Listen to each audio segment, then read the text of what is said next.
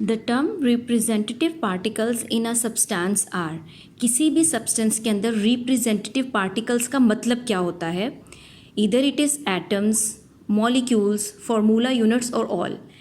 यहाँ पे एक बात याद रखें कि किसी भी सब्सटेंस के अंदर रिप्रेजेंटेटिव पार्टिकल्स सब होते हैं, एटम्स भी होते हैं, molecules, formula units.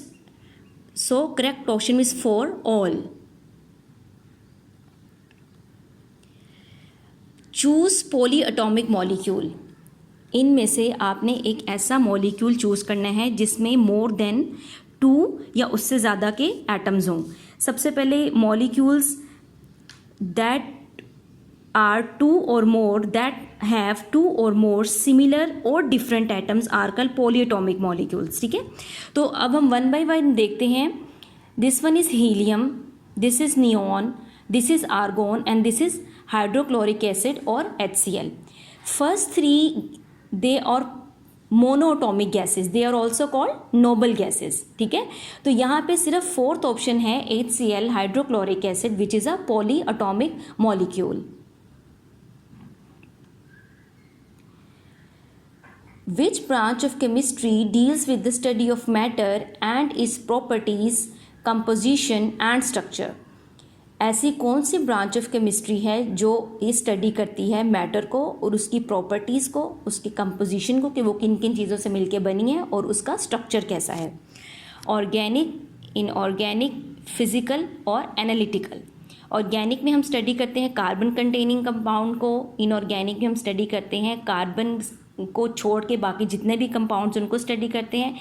Physical chemistry it's such a branch of chemistry जो डील करती है मैटर की प्रॉपर्टीज़ के साथ, कंपोजिशन के साथ, उसकी स्ट्रक्चर के साथ। सो correct option is physical chemistry.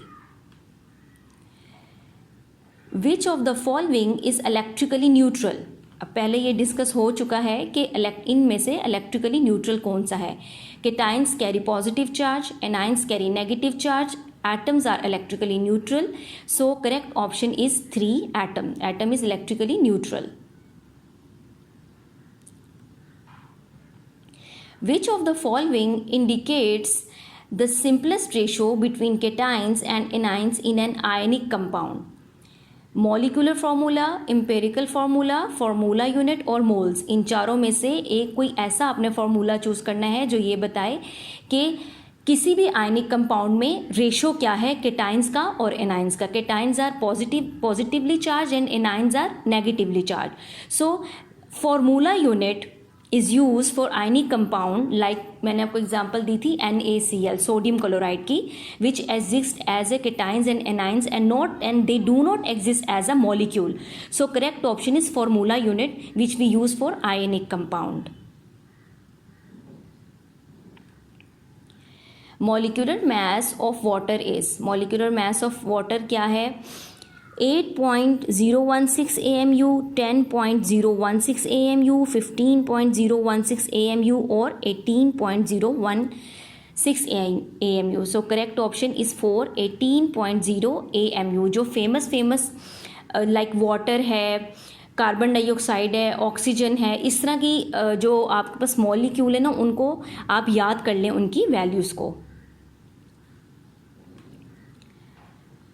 Caffeine C8H10N4O2 is found in tea and coffee.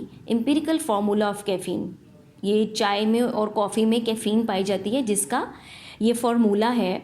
आपने इसका एम्पिरिकल फार्मूला बताना है। अब एम्पिरिकल फार्मूला क्या होता है? It gives the simplest whole number ratio of an element. ठीक है, तो हम इसको आप फाइंड आउट कैसे करेंगे? इसको फाइंड आउट करने का तरीका होता है कि आप सिंपली इसको कटिंग करते जाते हैं, डिवाइड करते जाते हैं, इसको सिंपल फॉर्म में लेके आते हैं, मतलब लोवेस्ट फॉर्म में लेकर आते हैं। तो अगर मैं इसको वन बाय वन देखूँ, C2H5, C6H12O6, C2H5N2O and C22H11O22। अगर मैं इसको सिंपलेस्ट फॉर्म में लेके जाऊँ तो ये आएगा C4H5N2 and O. So correct option is 3. The empirical formula of caffeine is C4H5N2 and O.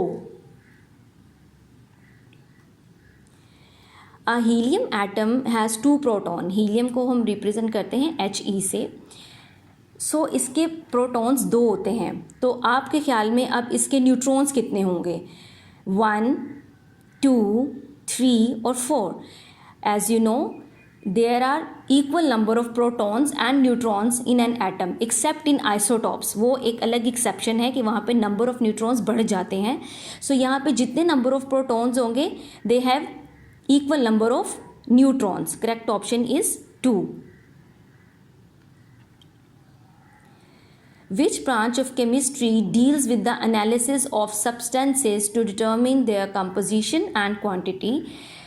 Chemistry की ऐसी कौन सी ब्रांच है जो एनालिसिस करती है, एक्सपेरिमेंट करती है, तजुर्बात करती है कि वो किसी भी चीज़ को डिटर्मिन कर सके, उसकी कंपोजिशन को और उसकी क्वांटिटी को? Analytical chemistry, physical chemistry, biochemistry और organic chemistry. It is the analytical chemistry which deals with the composition and quantity. इसमें रिगरस जो है एक्सपेरिमेंट करने पड़ते हैं डिटर्मिन करने के लिए कि कंपोजिशन क्या है, एनालिसिस करने पड़ते हैं। Which branch of chemistry deals with the changes that occur in atomic nuclei? एक ऐसी ब्रांच ऑफ केमिस्ट्री आपने बतानी है जिसमें हम एटम्स के अंदर की चीज़ों को स्टडी करते हैं, लाइक इलेक्ट्रॉन्स, प्रोटॉन, न्यूक्लियाई, उनके अंदर जो रिएक्शन हो रहे हैं, अल्फा पार्टिकल्स, बीटा पार्टिकल्स। सो यहाँ पे physical chemistry, atomic chemistry, nuclear chemistry और ऑर्गेनिक केमिस्ट्री। यहाँ पे nuclear chemistry is the correct option जो डील करती है एटॉमिक न्यूक्लियाई के साथ। डियर स्टूडेंट्स, आई होप आपको ये वीडियो पसंद आई होगी और आप इससे फ़ायदा उठाएंगे। वीडियो को अपने फ्रेंड्स के साथ शेयर करें, वीडियो को लाइक करें और बेल आइकॉन के बटन को प्रेस करें ताकि आने वाली हर नई वीडियो का नोटिफिकेशन आपको मिल सके और चैनल को सब्सक्राइब कर दें।